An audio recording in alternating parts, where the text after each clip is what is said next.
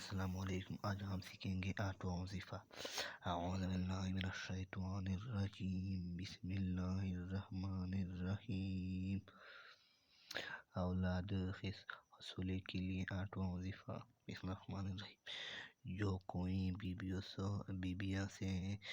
سے جمع کرنے کے وقت سے کچھ پہلے النافع پڑھ لیا کرے تو انشاءاللہ اللہ اولاد صالح نصیب ہوگی۔ جو کوئی بیویوں سے جمع کرنے کے وقت سے کچھ پہلے النافع پڑھ لیا کرے تو انشاءاللہ اللہ اولاد صالح نصیب ہوگی۔ انشاءاللہ یہ وظیفہ کریں، انشاءاللہ اولاد صالح نصیب ہوگی، انشاءاللہ یہ عمل کریں۔